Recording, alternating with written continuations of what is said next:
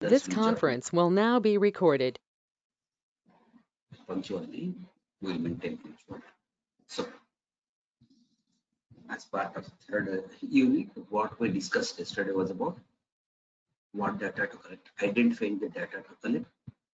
What we discussed yesterday that entire hard disk may have to be taken back. That is, bitwise backup is to be done. But the hard disk size could be much higher. So, identifying crucial data which is useful for the investigation purposes is a big task that is to be done. Then the data could have been hidden. As we discussed yesterday, there are several methods in which data can be hidden, starting from simple archiving or making it read-only file, hiding it, to up to the level of using encryption tools, quick shifting, much higher technical levels, right? So again, identifying that hidden data is also one step. Next, after identifying the data, filtering the data to identify which data is useful for investigation purposes, case purposes is very essential. Again, here we saw that there are three types of situations that can occur. Data is irrelevant to the case, not it has been relevant to the case. Then, if it is criminal case, then if it is in the scope of the search warrant, go ahead with it. Otherwise, stop investigation, get back to the judiciary, get again fresh search warrant. Sometimes what happens is that a case may go to another case level also. For example, when you are investigating a case about bank fraud, money being transferred, you are searching the data. Suddenly you find that some child porno content is seen or some threatening email is seen in the process of verifying the data, identifying the data. Now what has happened? Your search warrant is for only bank fraud, finance related. What you have to do? It could be another case. So what you have to do is you have to extend the scope of investigation. For that, you have to go back to renewing the restructuring or revising or improvising search warrant or another fresh search warrant for this case. So multiple, that's how one case leads to another case, multiple cases. That's what happens in the real case of investigation. When police take a case, law enforcement takes a case, investigation, we may think why police take so much time to do filing FIR in large financial fraud cases. One case leads to another, one case leads to another case like that. So one simple case leads to a chain of cases. That's what happened in case of match fixing allegations against late Hansi Crony. It started with Hansi Crony, but came up to bombard entire BCCI at that point of time. So investigation scope has to be raised. The second one, if it is civil case, then the investigation process is limited to the extent of discovery of fraud per done income. That means identify, you are required to identify whether the documents are genuine or fake. Again, in this case, if some modifications are done, tampering is done, soon the civil case will convert into criminal case because data fudging is a criminal case. The third one, it could be a private agent. It could be a private company which wants investigation to be done. In this case, again, we say since the private organizations do not want to complicate matters, what they want is they want the case to be completed in one go. Their actions will be swift and fast and short, short and sweet, to say simply. They don't want, unless it is too big a case, too complicated a case, they don't want to go into the nonsense of legal procedure system, which is very time consuming. And one term we come across here is scope creep. Right? Now, scope creep what we define about scope creep is that when you start investigating, then what happens? New data may lead to another case or complete exhaustive investigation to be taken. In that case, the time taken for investigation increases. Normally, private organizations go for scope creep. Not that common cases will not go. Everything will go to scope creep is an inherent component in any investigation process. Next, validating forensic data. How did we do this? Basically, we go with validation algorithms, which are hashing algorithms. Once the data is extracted, copy is taken. First point to be done is hashing. Use MD5 or SHA-1, which are approved standard algorithms. These are not the only two ones. There are several also. Any of them can be. If you are using a third party algorithm which is not recognized legally, which is not standardized one, which is not approved one, then you will have to identify an equivalent standard software which does identical tasks as the software tool that you have used for hashing purposes. Right? Next, make a copy of this, seal the original and keep in the custody of the law enforcement, and with the duplicate copy that you have, you start investigation. Now, situation may arise where the data is to be acquired from a long distance. Long distance here does not mean that you are hundreds and hundreds of kilometers away. But what you want is actually you want to watch the perpetrator, what he is doing, or physically you are not in a position to go to the location. When investigation is done from a place other than the physical location where the affected computer is there, it is called as remote acquisition. Right? And appropriate tools can be used, network-based tools can be used. Right? Next, so with this, we'll continue to the next step. Now, another extension that is possible for the investigation purposes is virtual machines. Right? You are aware of VMware, VirtualBox. Right? There are these tools. First of all, what is a virtual machine? A virtual machine is a simulated environment or a virtualization environment that can facilitate you work in multiple platforms at the same time.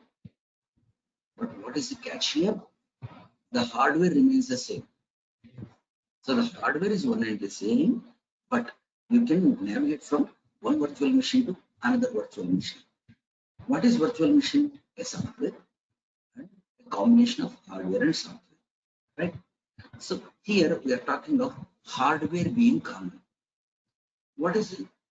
Why should we use virtual machine? Basically, why do companies go for it? There are several advantages. First one, cost of servicing is much higher these days.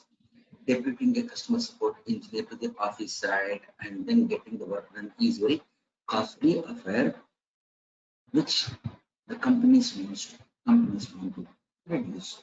So through a virtual machine, through a virtualization environment, remote servicing can be done, problems can be solved, the journey time can be reduced, time of service, uptime can be increased, downtime can be reduced.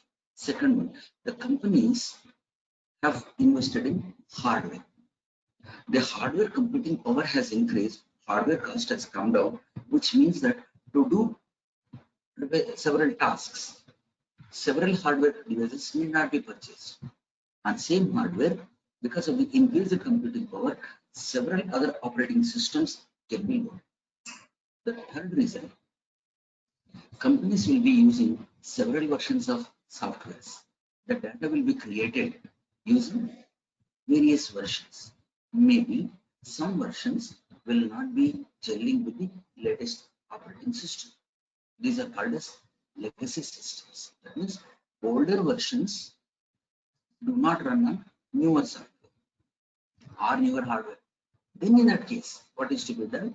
The companies go with virtual environment or virtualization technique, where they use a folder created data in that environment and then finish their work and come back. This is what is virtualization. How is this done? We'll see with the help of it. We'll come back to this document, this diagram. Again, first we'll see some theory about it. Are you able to follow it here? I have revised for yesterday's class, right? Yes, fine. No, we'll see this.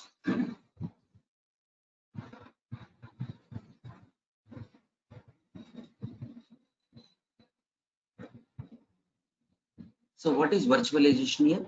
Virtual machines are created by something called as hypervisor. They are created by hypervisor.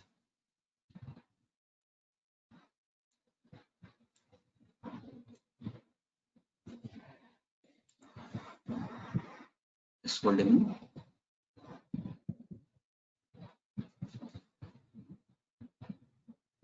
It is also called as virtual machine monitor. What is it used for? It is used to create and manage virtual computing machine. So what is it essentially? It is essentially a small operating system that does not require additional hardware drivers. That means it runs through software. Hardware is already there. That means the company organization has purchased a computer.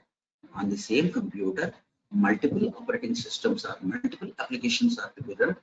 Maybe simultaneously, some of them simultaneously, maybe one after the other.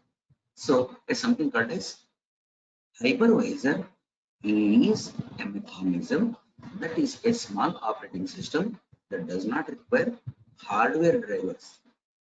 Right? So hardware virtualization is the method. What is known as hardware is virtualized. It is an old concept actually. For example, when Windows operating system was developed, DOS-based applications were to be provided their own environment. CMD, when we type CMD for command prompt, it creates its own virtualization software. So that is extended. Today, companies want several environment systems. As I said, the primary reason is data created using older software. That does not mean newer operating systems next gen may not necessarily may not. Right? So in that case, they go for virtualization. And virtual machines simulate their own hardware. Here, hardware is simulated. That means each application feels that it has its own hardware required: CPU, time, RAM, hard disk, network controller, and other components. But each virtual machine has its own set of drivers or instruction set to simulate this hardware. Right? And this is very important for IT as an IT infrastructure. Why? The first point is that instead of multiple computers, there is one computer. So management becomes easy. There is only one hardware unit, so the cost is reduced. Since cost is reduced, one machine is there, management is simpler, then added effect is energy is also saved. Right? Server utilization is increased. So these are the advantages. Now let's see how a virtual machine could look like. You see the diagram here. There are two versions, type 1 and type 2. This is type 1. What do you see here? Underlying hardware is there. Above it, a simulation software, simulating monitoring system, simple software system called hypervisor is there. And you have several virtual machines like Fedora, Windows 7, right? FreeBSD, and several such. Right? And depending upon the hardware configuration of the machine, many virtual machines can be simulated, any number. The only limiting factor is how much of RAM you have, how much of hard disk space you have. Processing computing time is no issue, right? And for example, Microsoft gives its own virtualization machine, Hyper-V. Similarly, XEN is another one. VMware gives a variant of its ESXi, which follow here. That means the hypervisor directly controls the hardware here, right? The second type is this one, type 2, because as you can see here, the hardware is there, above it host operating system is there, and hypervisor, rather than controlling the hardware directly, takes the services of controlling the hardware through the host operating system. This host operating system could be any other operating system, any operating system other than the ones that are loaded in the virtual machine. Right? For example, this could be Windows XP, Windows 2000, or Windows 95, or of course Windows 95. Today we call it as legacy system. Today we have much earlier versions of MS Microsoft Windows operating systems. Right? On these, the older systems like XP, Vista, Windows applications, Unix variants can be loaded. Now, what is happening here is hypervisor is actually taking services through host operating system and controlling the hardware. Now, what could be the effect of this one? Obviously, you can see since hypervisor is not controlling the hardware directly, it is through software. So the overhead will be higher in the type 2, but it gives flexibility. The OS and hypervisor give a flexibility of implementing compared to the first one. For example, VMware Workstation, Server, Player, Virtual PC, VirtualBox, all these are the system or the companies which are providing virtual machine. VirtualBox is a free software to run. Some of them are commercial software, some of them are free software. So this is how it works. Now, what are the difficulties in working with virtual investigations?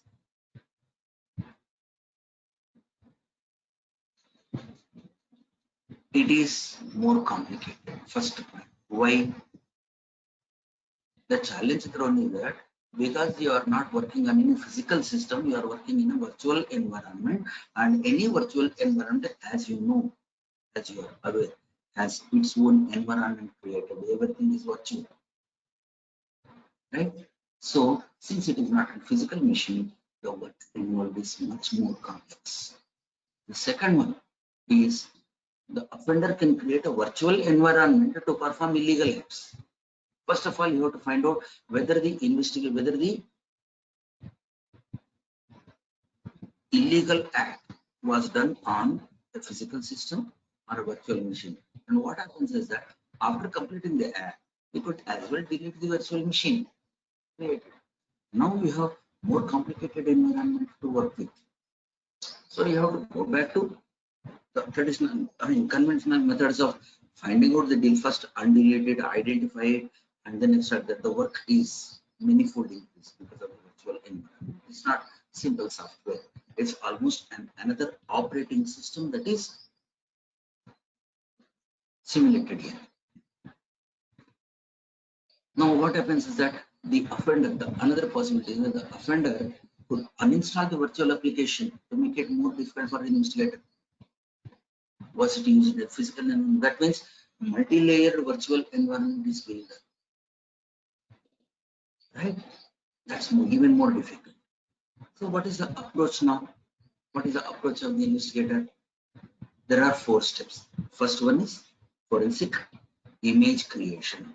Any investigation, whether it is virtual or physical, always starts with making copy of the data. This is called as image creation.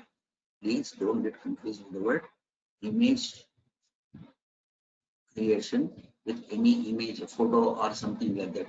Image is exact replica of the data storage pattern on the device where you are extracting the data. This is called as image creation. Right? We have understood yesterday how to create a copy of it in the second unit. Right? Bit by bit copy or only selected folders or selected files, selected partition copies. That copy is called as image. Right? So execution, now image creation. The second step is sensitive information identification and recovery. The third one is virtual machine analysis. The fourth one is documentation. Right. Now we'll come to the first one. What is this? What is forensic investigation? As I said, it is the exact replica of the content stored on the hard disk, that is our device, that is to be taken. Now, what does it help in? It helps in identifying the data changes that took place. It gives exact replica of what is done on the device, and it helps in investigation. Of course, it is time consuming, right? You should never forget that any investigation process is always time consuming. Committing a crime requires planning, but cracking a crime requires both planning and patience, apart from intelligence, smart work. Right? Now, what can be taken? Not only just a disk from the registry point of view, execution time logs, temporary files, locations, internet log, activity logs, etc. So when I say image creation, this includes not just the data stored by the user, the activities done which are in the log files, which are in the registry, the activities done on the internet, the activities done in the email, so everything comes here. All these will help in doing the investigation process more professionally and arriving at the case. Now, what is the role of the investigator in all these investigations? He is not proving a crime here. The investigator is recreating the scene of crime to help the law enforcement and the judiciary to take appropriate decision. So, forensic investigation, or for that matter, any crime investigation, is not exactly, rather culminates exactly in recreating the crime scene. What the culprit has done, what the offender has done, is to be created. So it's similar to making a movie. Okay. So in this case, what happens? Some patches need to be creatively added so that the integrity of data is not lost, integrity of case is not lost, truth is not manipulated. That's where our smartness is. Fine. Now, what are the steps? Obtain a hardware write blocker. Now, what is the significance of this write blocker? What is this device actually?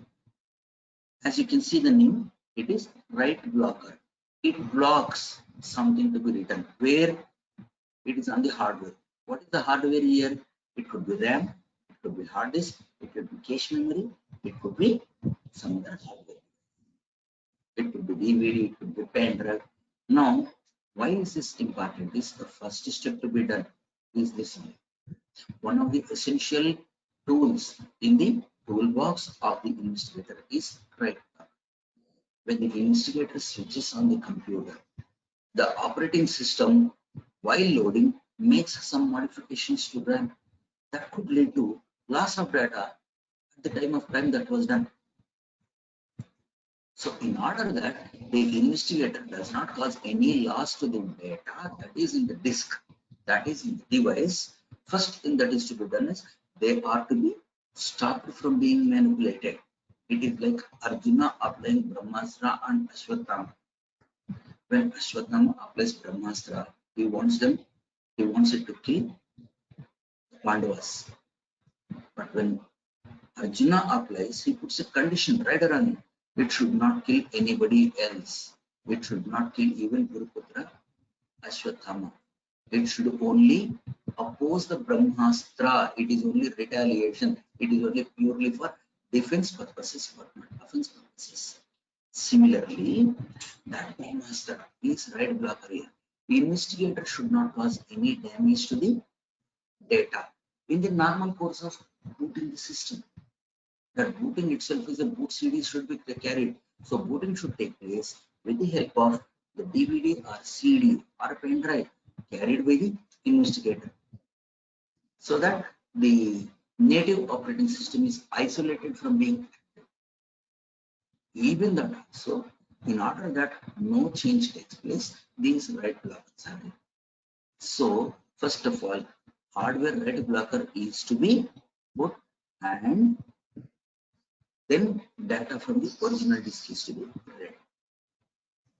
Then second step, checksum, that is hashing or some other technique can be used for changes are not made, and then original data is taken for investigation purposes. Then boot up from live CD, Linux distribution, Linux, or whatever the operating system distribution system you have used, right? And take the image of the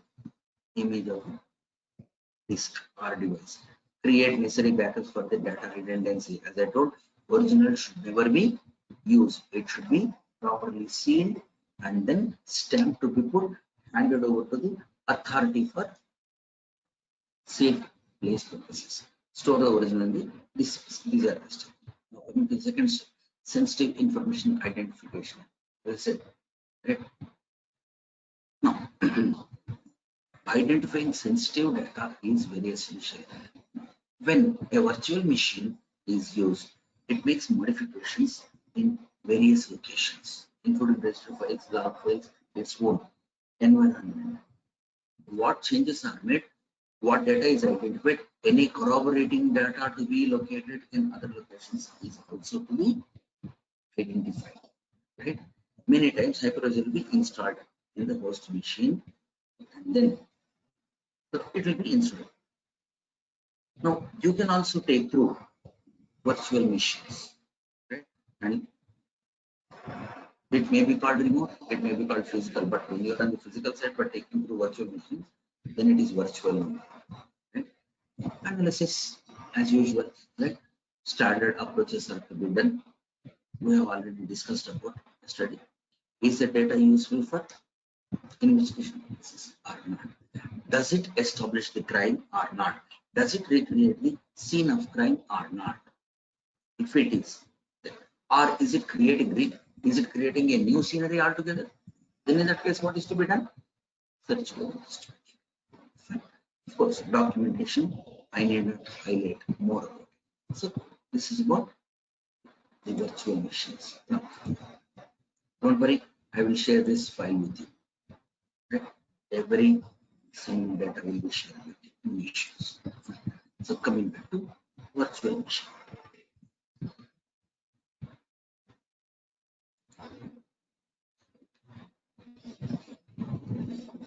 Now, we'll come back to this. So we have covered this part. So what is a virtual machine? It is a hypervisor. It is a monitoring system. It has its own software. It is used for optimization of hardware utilization. Since hardware costs are reduced, hardware computing cost has increased.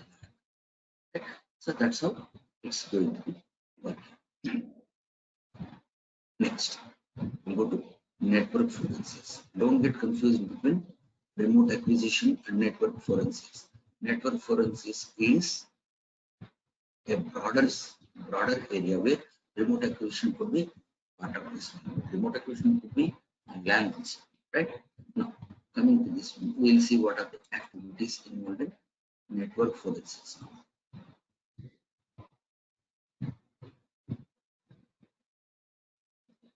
So, what is network forensics?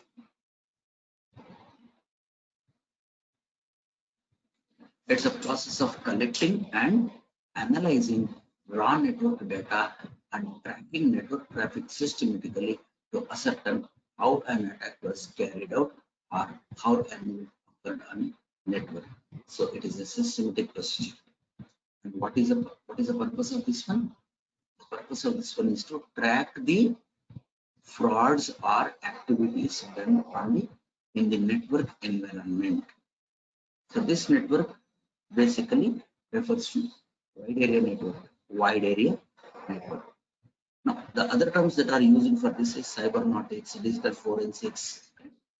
They refer to network forensics only, not computer networks. Computer forensics. Computer forensics refers to this part on the computer. In a remote location, it is called as cyber forensics or digital forensics. Right. Now, when the intruders break into the network, they leave a trail behind. someone is intruded into your system. And how can you trace him? There are various traces left out. The activities done by him are stored in temporary files, in cookies in the network environment, in the server log files, in the Windows registry files, several locations. Each activity done is recorded in the network environment, also registry environment. So what is it? When intruder break into a network, they leave a trail behind. Being able to spot variations in network traffic can help in intrusions. So knowing network traffic, typical traffic patterns is important. What is the type of? So this requires a knowledge of networking technology also. So what you see is that the forensic investigator is sum total of entire computer science domain plus legal domain plus electronics domain plus electrical domain also. You need to have a lot of knowledge. That's why the remuneration is also very hideous. Salaries are very high in this way. Network forensics is a long, tedious process, and unfortunately, the trial can go cold very quickly. That means very soon case will close, because in the network environment, volatile memory is more. So each activity done overrides that location, you might lose track of. So why is it necessary? Because internet has given more business opportunities. Internet has made business opportunities more and more explorable. It has brought the world down. At the same time, it has given opportunity to perpetrate crimes easily. So it's a big challenge. What are the challenges in the network environment? We see that.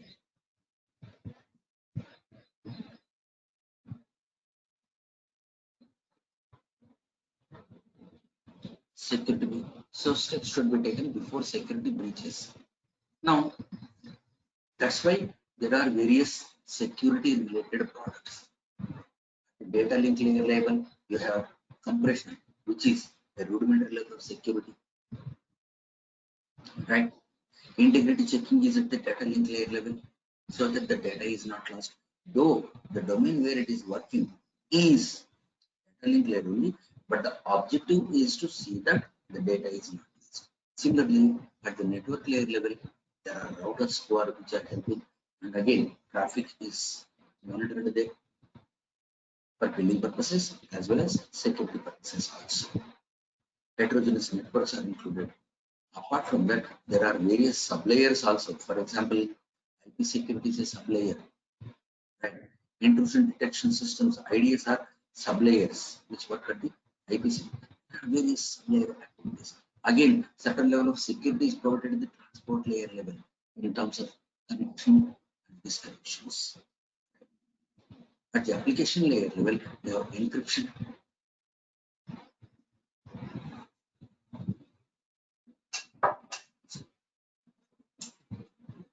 Hardening ranges from applying the latest patches to using a layered network defense strategy. As I said, at one layer you have certain security, another layer, another. So these are all features. Redundancy is increased. Why is this increased? Why can't we have one single stop solution for all this? It's impossible, because computer is a deterministic machine, and these algorithms are based on probabilistic approaches. If you can develop a probabilistic algorithm, the same can be broken by somebody probabilistically, right? So that's why, since our systems are, what we are assuming about security is that if you spend 4 rupees for breaking my security, which costs 1 rupee, I think I am safe. So it is relative measure. In order to ensure that uncertainties are not compromising the systems and businesses and security of nation at large, redundancies. This is called as layered network defense strategy. One of the most important components is that always use the latest software. This will be feasible when you purchase a genuine copy. You are entitled for 1, 2, or 3 years, depending upon the service provider, software developer. You are entitled for free patches for a certain definite amount of period. Using them is very essential. Need to update on latest methods intruders use to infiltrate network, as well as methods internal employees use to sabotage networks. Now there are two types of enemies. One is outsider, who is called as intruder. The second one is insider, intelodonga, the domestic thief. Catching this fellow is very difficult. This fellow thinks about it. So what are the techniques being used? You have to have clear IT policy, IT security policy. One of the essential ingredients is that get to have complete knowledge of how intruders are innovating new methods.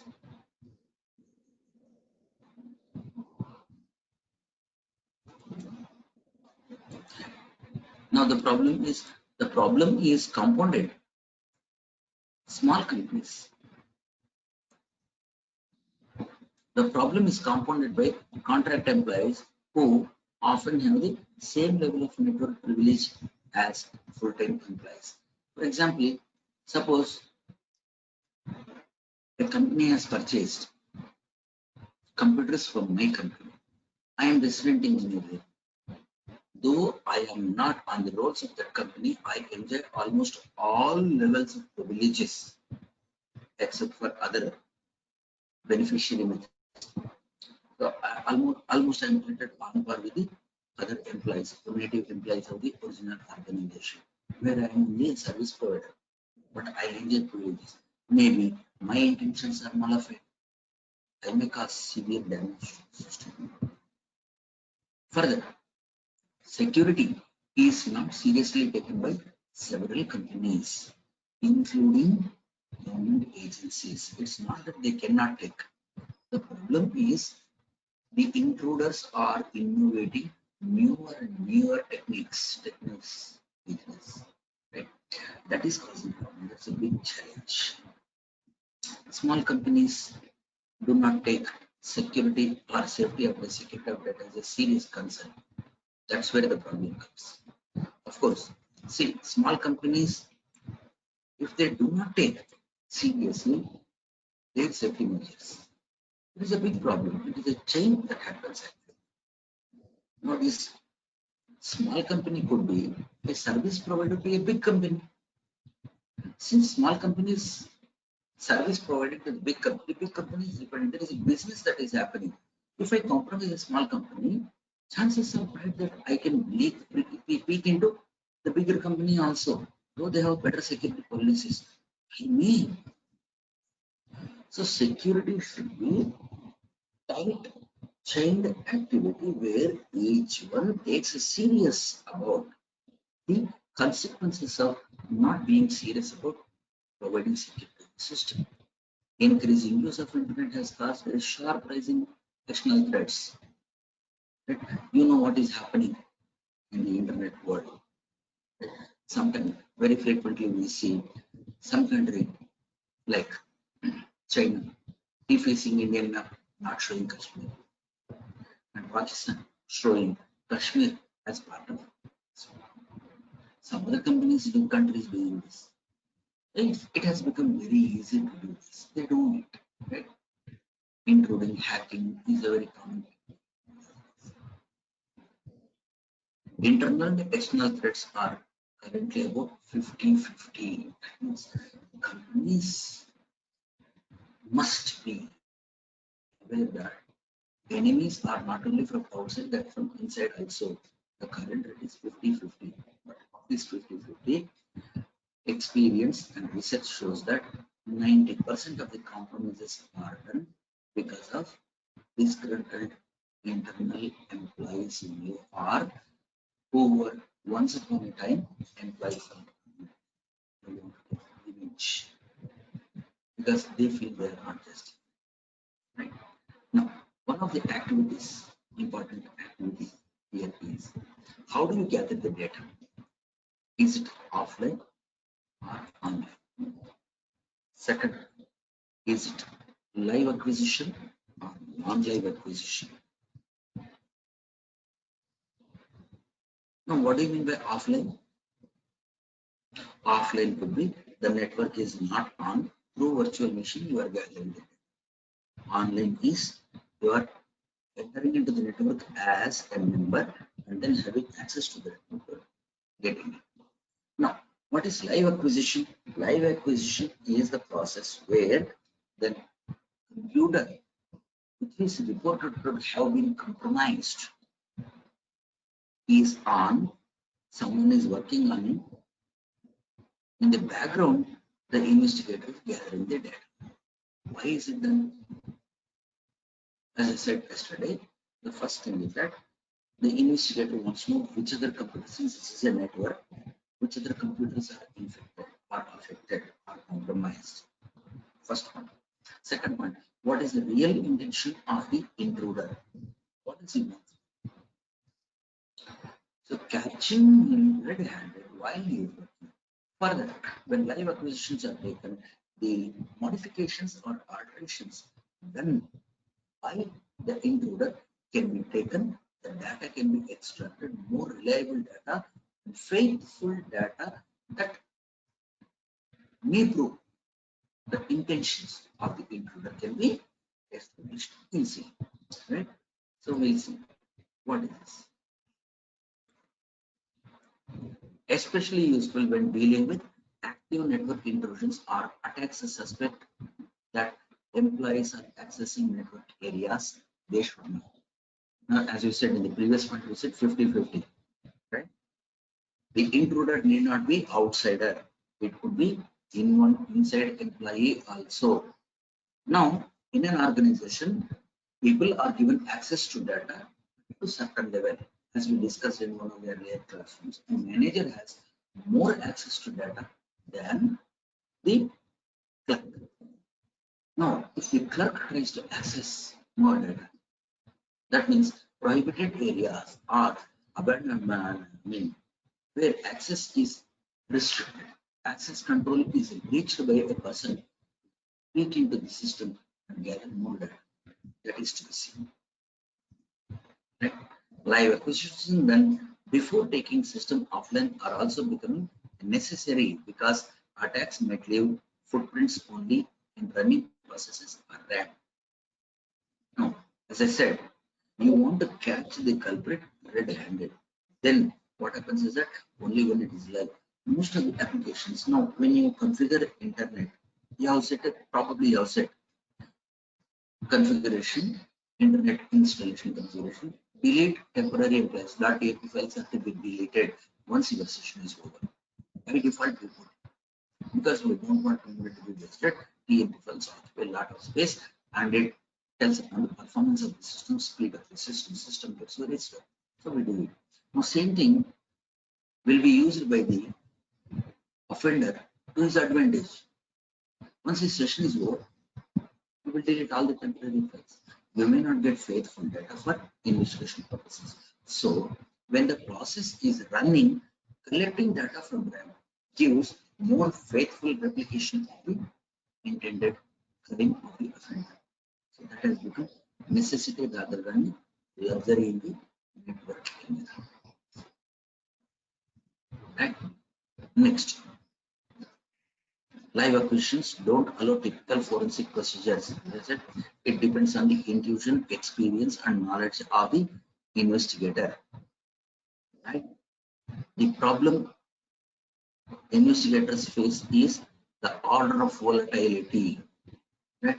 The order of volatility. That means from which one to take. See, cookies are loaded when website is loaded. When the website is opened, these cookies are loaded cache, which is called as internet cache. From the internet cache, data is modified very fast. So should they take their RAM or TLB files? So this order of volatility is very critical factor in network. So we should keep in mind all these. Now, how to do that? The general steps are given. Create a bootable CD. Load necessary investigations.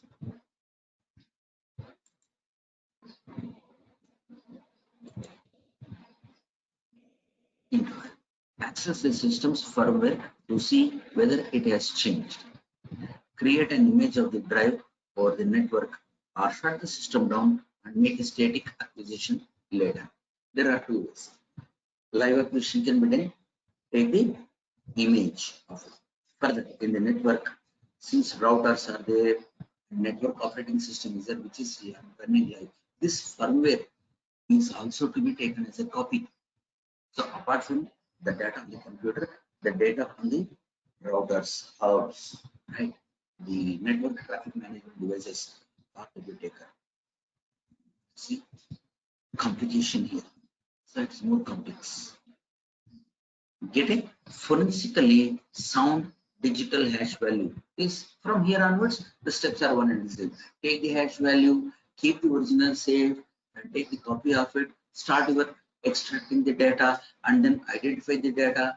Look for the hidden data. All steps are one and the same.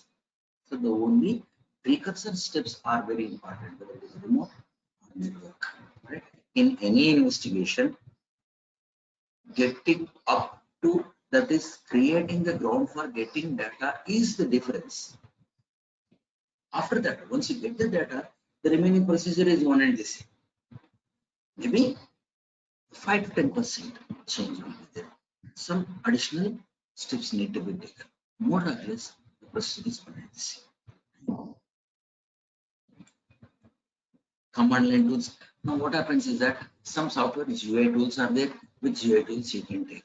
But maybe a necessity will come where you will have to use command line arguments also to extract the data. So now, who is an investigator? Is he a programmer? Is he a software engineer? Is he a hardware engineer? Is he a communications engineer? Is he a police?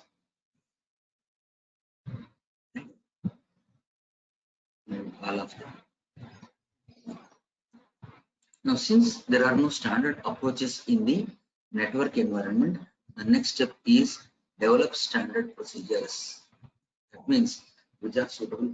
Now, these need not be standard approaches across the country, standard, because each network has its own architecture, structure, topology, software hardware being used. So you will have to standardize the acquisition procedures for a particular organization. Of course, this knowledge will come handy in another similar environment. But each company is different. Investigation process is different. Now, what are the standard procedures? For example, there are certain standard rules. Network forensics examiners must establish standard procedures for how to acquire data after an attack or intrusion incident. Investigation task is to find compromised machines, get them offline, and restore them as quickly as possible to minimize the downtime. Now, when acquiring data, there are two approaches, as I said. First one is live acquisition. Let the system be operative, take live data. The second one, but this is a risk.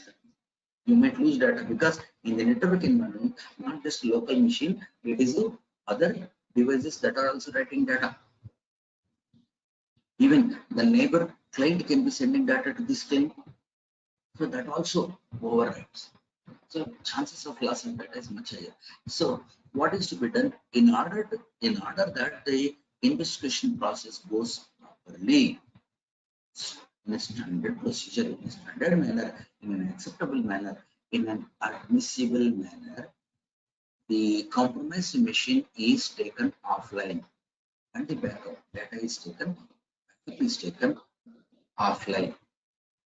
And since the computer is offline, the person who is sitting there cannot work.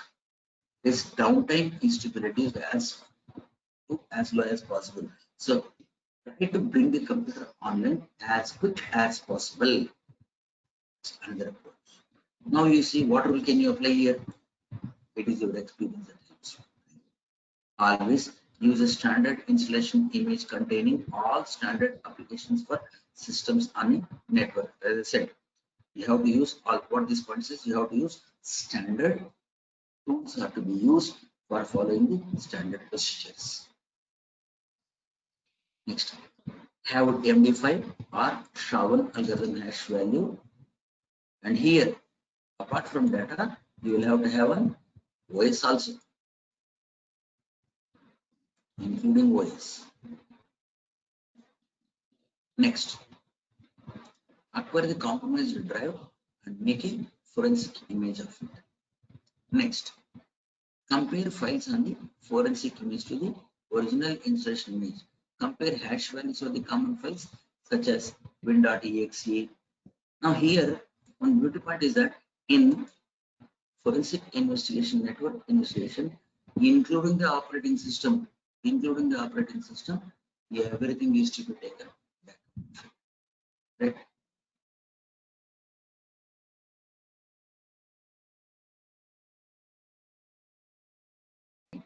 So, second one, how to take the data? Using TCS dump program, right? TCS log from TCP log from 2012, right? So, including header, TCP dump is to be taken. And what it gives is timestamp, all the things, right? Header name, header type, and what are the how many flags, right? Get back to your computer say knowledge, computer networks knowledge, where you have studied about headers.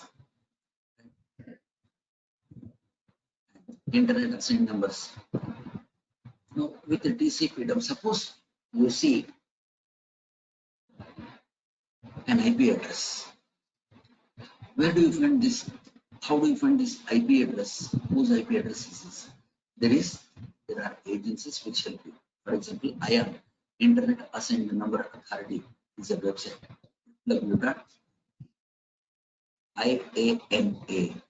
IANA. Go to the website, type your IP address or domain name. You will get to know who is the owner. There are various helping websites for this purpose, right? IANA.org. Right? This gives mapping of IP addresses. Who is the domain owner, in whose name, what is the address? Maybe you will get further more details also. It saves a lot of time. Right? Next, the next one, there are certain tools that are available, standard tools that are available for investigation purposes. As I said, TCP dump is one important. Fine. Quickly we'll go through these tools. More than 300 tools are available, including password crackers. More than 300 tools are available. A variety of tools are available for network administrators to perform remote shutdowns, monitor device use, and more. Sysinternals is a collection of free tools for examining Windows products. Register Monitor, Regmon, for registered data. Regmon, sysinternals are equivalent products where you can check in the internal system. Right? Process Explorer shows what files, registry keys, and dynamic link libraries (DLLs) are loaded at a specific time. Process Explorer is another tool. Right? Handle is another tool, shows open which files which are open. File Monitor shows file systems, that is the structure of file. KNOPPX, KNOPPX security tools are there. Similarly, packet sniffers are there. TCP Slice is a good tool for extracting information from large libcap files. ngrep, network grep, is Unix tool which helps you identify. So these are all the tools. These are very standardized tools. They can help you in investigation process. The last one we take Honey project, Honeypot project, an important topic from exam point of view. Right? What is Honeypot project? Is essentially, we have heard these days some of the cases where some of the Indian soldiers were trapped.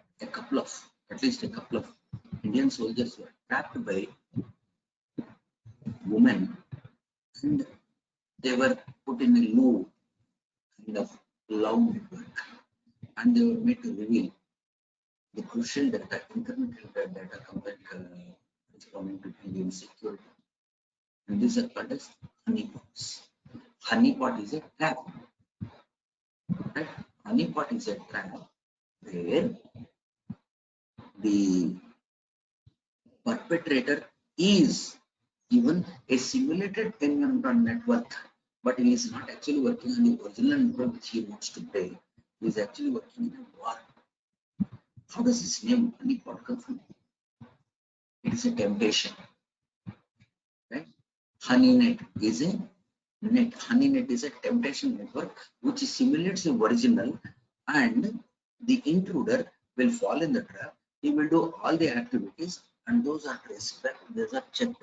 He is kept believing that he is actually working on the original network, but it's not the case. Such networks are called as HoneyNets. Right? We'll see details. What is the significance of HoneyNet? Honeypot project. It is also called as honeypot.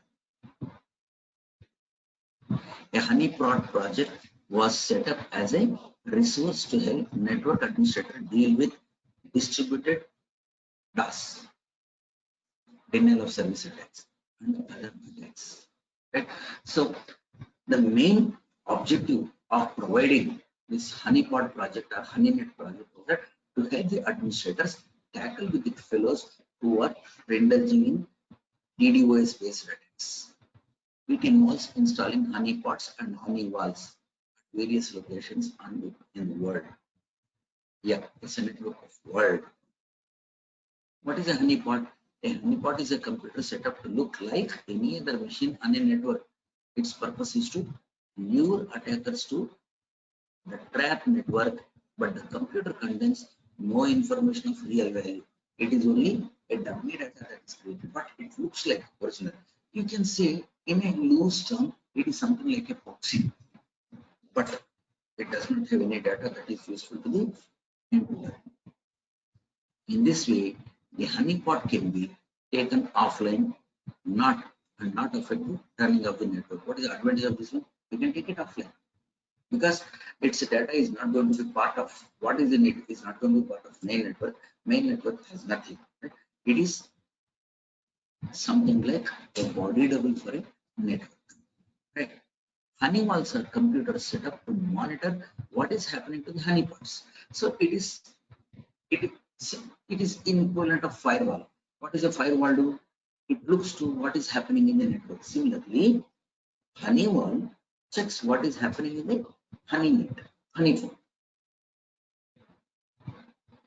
The network and record what attackers are doing. Right? There is a website for this one. You can go through that. Is it legal? The legality of honeypot has been questioned. Suppose you want to prove someone is intruding to your system and making modifications through honeypot, you cannot produce in the court of law as an evidence. Right? It is not admissible. Currently, the evidence they produce cannot be used in the court. And what is the usefulness? So if it is not admissible in the court of law, what is the usefulness of these honeypots? Is honeypot a waste? Or why are we? See, installation of honeypot, honey walls, again it's cost involving. So should we do that? What is the objective? We wanted to create a dummy environment where someone is doing a simulated environment where the perpetrator is doing all the activities. Understanding these activities, we can take care of our original network, but we cannot use it to prove that an attack is being made on our organization. So it is taken as an input, determine how culprits break in and create a better safeguard to the system. Now, there is a case study. This is I have taken from book only. I'll share the book with you. This book I have not seen. This is units 3, 4, 5 are from another book. First book, Waka is the author. I have shared with you. Second book, Nelson is the author. I'll share that book also with you. I'll put it there. Okay. Fine. What is this? A database created based on HoneyNet project for students to examine compromised honeypots and determine what happened to them. So this is a study project created for the sake of students to understand how attacking takes place. It is said loosely, said an analogy. It is a simulated training, like pilots are given simulated training, driving is given simulated training, right? Similarly, this also is simulated environment where almost original real-time case is simulated. It appears in similar case here, right? And you are required to study how. Undergraduate and graduate students at Highline Community College, Seattle University and University of Washington extended the project and created a software package that retrieves a compromised drive's image remotely over the network. So what is student? This set of students, these two universities, Seattle University and Washington University students will do this project, and they develop a tool which facilitates acquiring of data over the network in live acquisition. They also created software that compares the compromised image with the original drive image. So the behavior, to track the behavior of the perpetrators, honeypot project is given. This is a short answer question in the university, right? Virtual machines is a short answer question in the university examination. Live acquisition is a short answer question. Fine.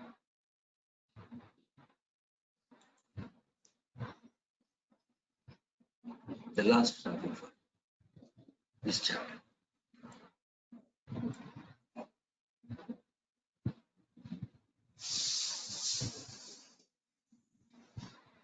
Oh, so that's it. End of the project. Now,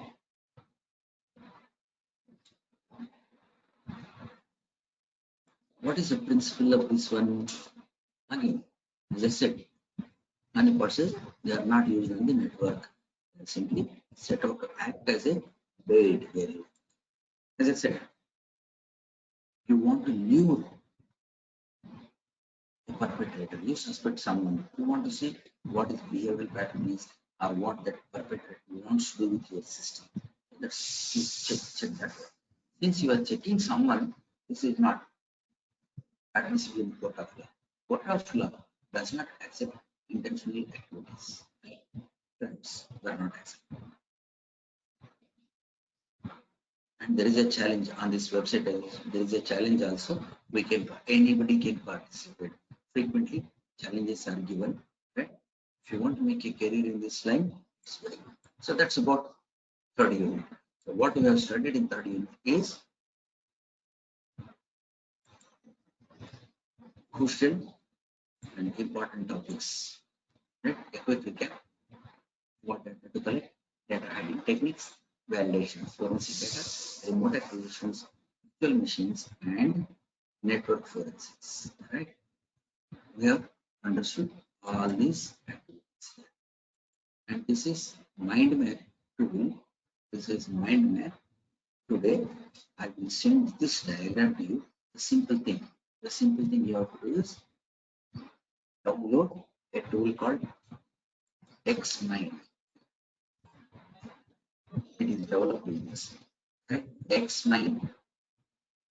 In Google, you will get a website. Download it, install. It is a free tool to use. Of course, you will be getting a mode on current, as you can see here on the top right. You are seeing here in line course number. So you can be using it, but certain additional features are not available in the trial mode. Right? Download this one. This is static diagram, but only opens in the tool. That means if you want to expand this one, I can give you this one. This is only static image that you will get, but in normal application, you will not be able to see it. If I make it PDF, then it becomes much bigger there. So download this XMind tool. download and install.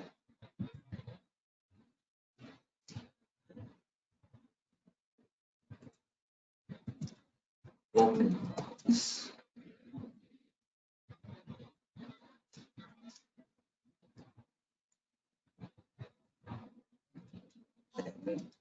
That's fine. Let's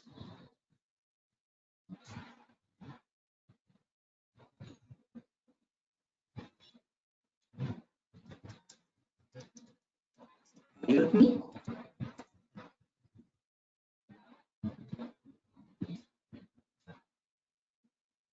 Okay. That's interesting. This will I have given notes to you also. These will be very elaborate. For examples, only for diagram. You can use it. The points that I have given are enough for you to give the answers. Now,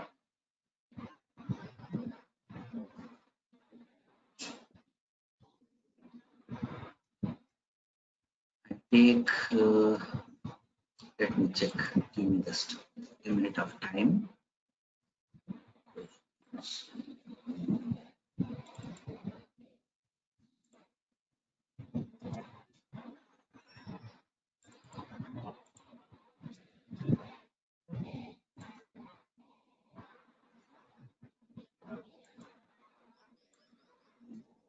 So,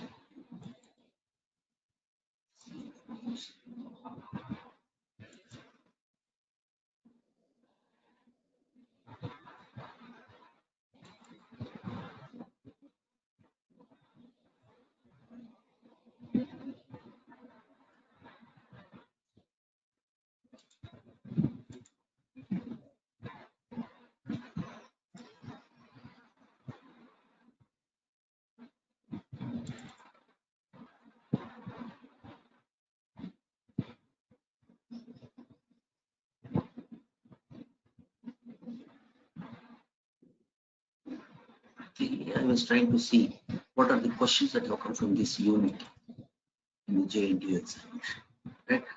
And I'll now you are aware that JNTU has made changes to the examination. There are no compulsory part A question. Are you aware? It was shared with you people also, right? Yes. Then examination is only for 2 hours duration. So you will have to write in 2 hours what you used to write in 3 hours. Is that right? So what I do is I'll give you some mock tests also so that you can prepare. Take the question paper.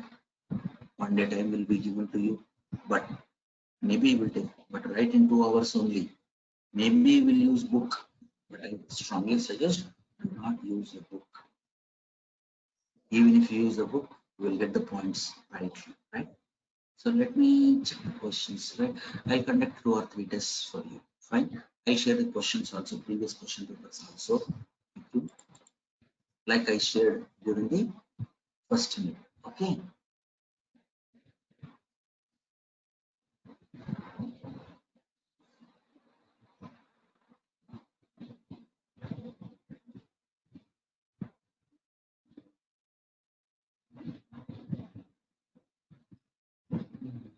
I think I have not gathered it yet.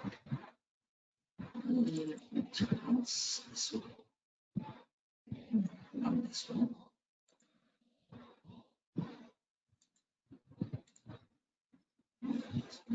Let me question. Fine. I'll take each question. Tomorrow I'll start 4th unit because I don't think today's time will be sufficient. I'll cover with questions, right? Now let me take all questions question paper first.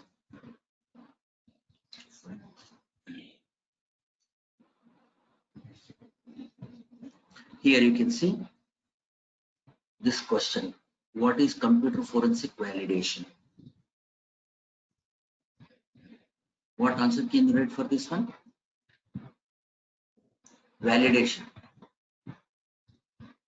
You have to write about MD5. You have to write about MD5 being taken. The first step is checked with the hash that is taken to the original and the data at your hand.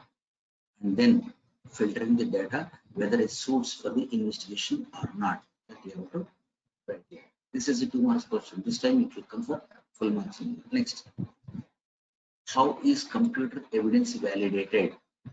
There is a flowchart that I have given you in the unit. In yesterday's material I shared with you. In the notes that I have given to you, there is a flowchart. Remember that flowchart? You can write full answer very nicely. Right. Next, what are the needs of computer forensic tools? What are they needed for? They have to extract the data, they have to establish standard process, they should not damage the needs, right?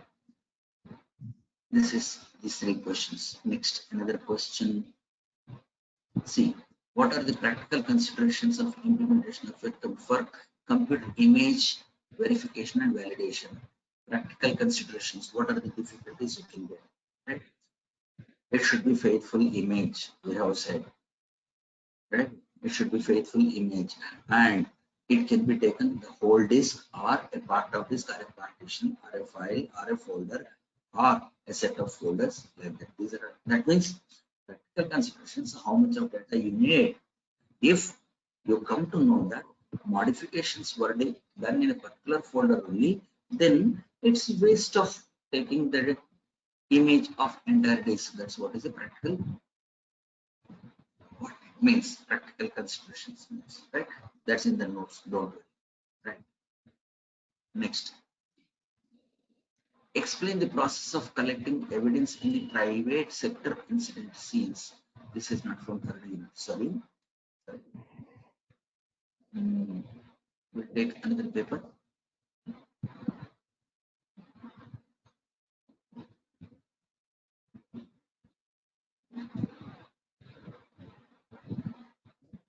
Steps involving evidence processing.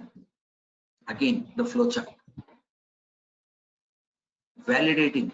Again, flowchart. Evaluation of computer forensic tools. Again, third unit. That's in the notes. We have already discussed about it. Right? This will cover in the 5th unit. These are all in the 5th unit. Right? Next, another set.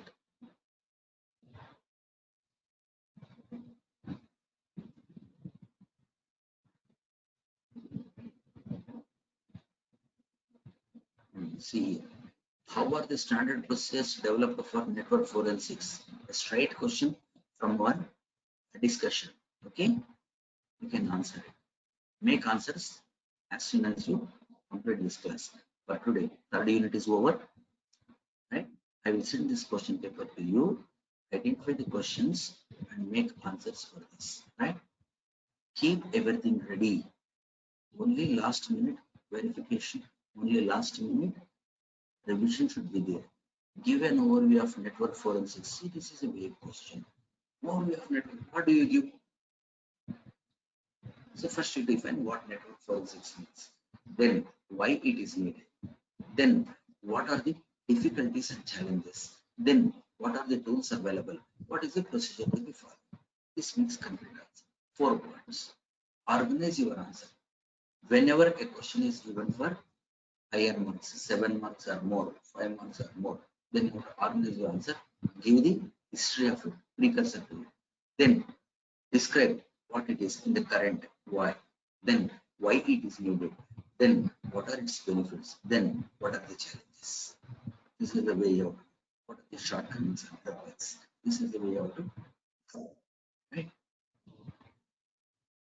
How is remote acquisition performed in computer forensics? Another straight question here. Right? You can answer all of this. Now you are confident, I believe. Am I right?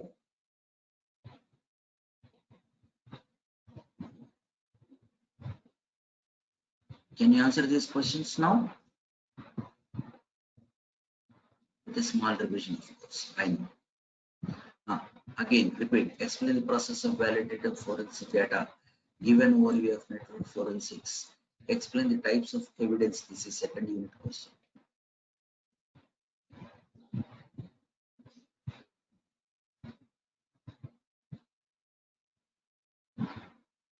Next.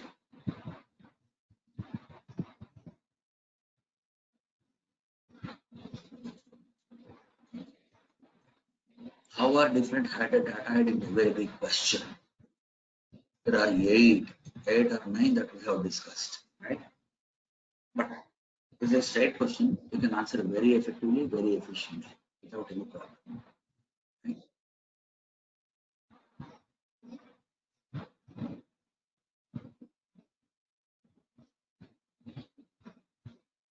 Another question. Explain about data validation and discrimination. Data validation and discrimination. I will cover this in the fifth unit. See, there is a question on right blocking, modifying registry for USB right blocking. Right. Some tricky questions are there. I'll also make answers for this very well. Standard procedures for network forensics. A small question. You need to be when see this is a small topic. You are given for 8 marks or 9 marks or 6 months or more than 5 months. Let me say. How do you answer this one? Very judiciously incorporate one or two examples. Right? Examples you will get a lot of marks. And then use judiciously the pictures. If one is not there, you create a diagram. Of course, engineering is all about diagrammatic representation only, right? So see the questions, very nice. I take another one, more recent one. This is April 2015.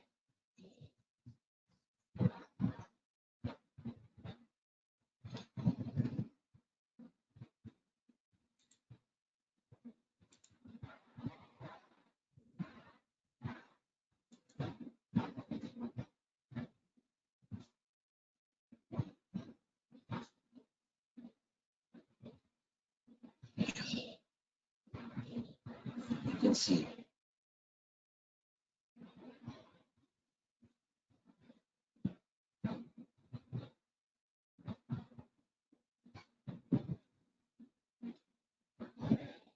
Handling digital evidence.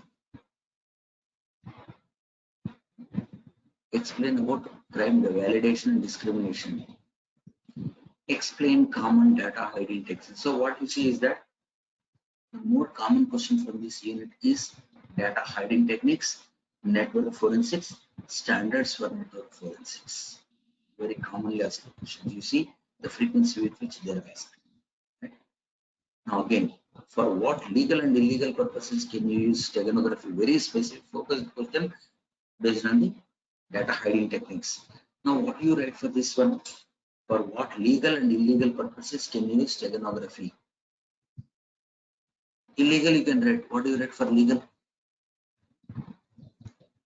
Think over. Right? For this, what do you write is first you have to define what steganography is, how the technique is used, and who can use it.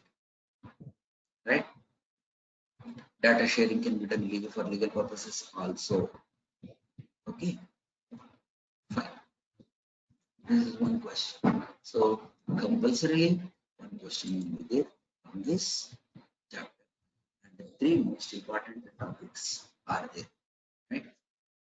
Let me take another one, more recent one. November 2016 is there. Excuse me.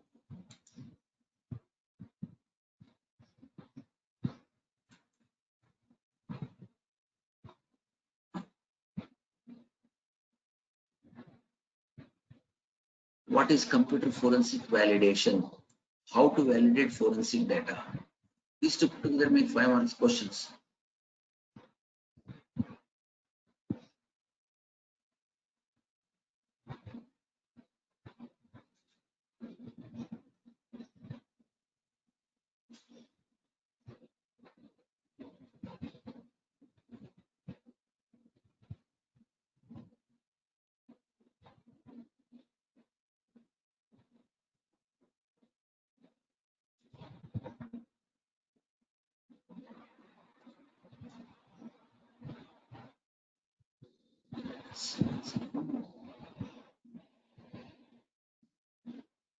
Network, right? Short notes on network forensics overview. Explain to secure computer incident and crime scene. This is a mixture. There's one question from this one. Okay, so this is how it works, right? So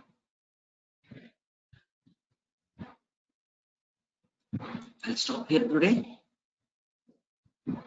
Give brief overview of the unit 4 that we will cover tomorrow, right? We'll have a brief session.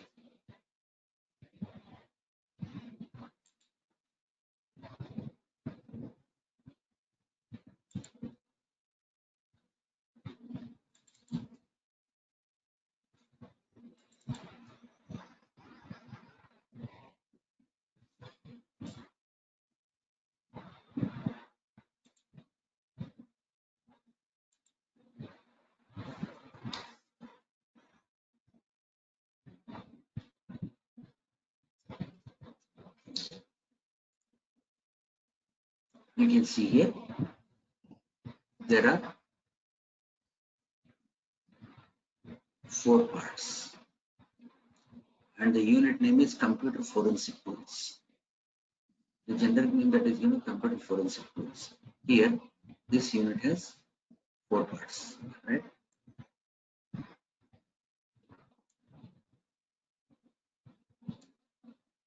The first one is evaluating computer forensic tool needs. Then we saw a question: what are the need of computer tools, right? So we will evaluate, and then forensic software tools. The tools can be software or hardware. And then the third part is forensic hardware tools, and then validating and testing forensic tools. This is one part. This is one part. As I said, there are 3 parts.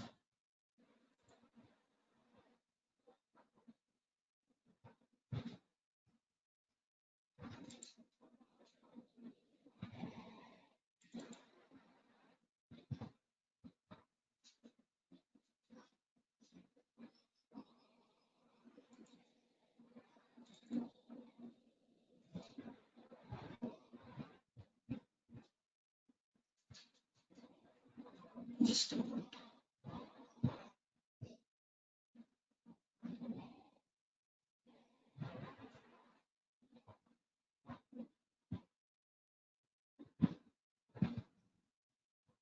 Fine. So the unit is divided into 3 parts. First one is computer